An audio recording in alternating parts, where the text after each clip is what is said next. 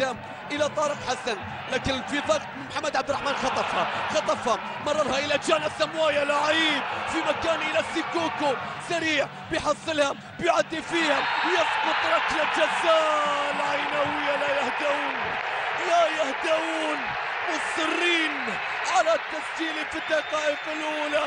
سيكوكو فورمة الارجنتيني تظهر امام الارجنتيني دييغو مارادونا، مر فيها تقدم فيها. هنا العرقله من طارق حسن، هنا ركله الجزاء، هفوه دفاعيه في دفاع الوصل تكلف بعد ذلك ركله جزاء.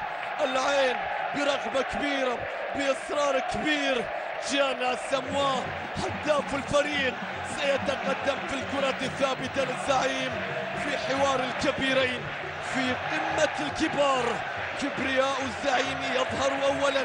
جان اساموا قد يضع العين في المقدمه بعد ركله الجزاء، الا اذا كان لماجد ناصر راي اخر. كره ثابته للغاني، جان اساموا وهو يعرف الطريق جيدا من ركله جزاء سجل في مرمى بنياس. جان اساموا يتقدم بيلعب للكره، الله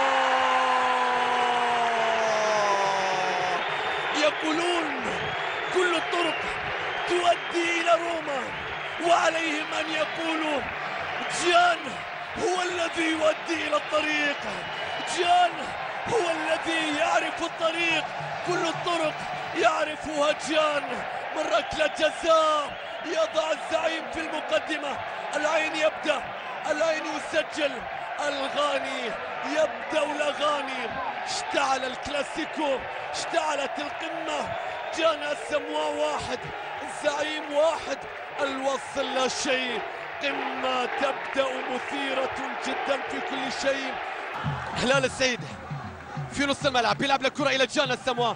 جان اساموا يتقدم، جان اساموا لاعب على لاعب في الجهة اليمنى، يحاول جان اساموا بالمهارة الفردية يعود بالكرة عن طريق اللاعب هلال السعيد. هلال السعيد بيلعب الكرة قوية، الله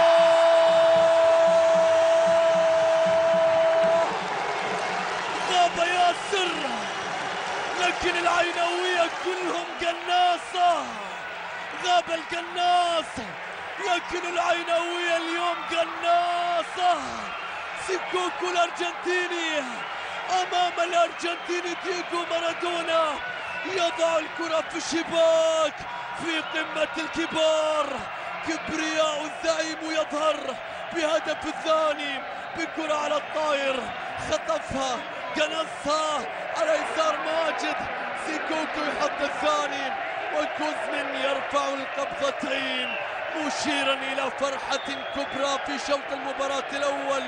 ماجد يغضب، العين يتقدم، ياسر يغيب، لكن الهجوم يسجل والعيناوية يتقدمون بهدفين في شوط المباراة الاول هنا في استاد طحنون بن محمد بالقطارة.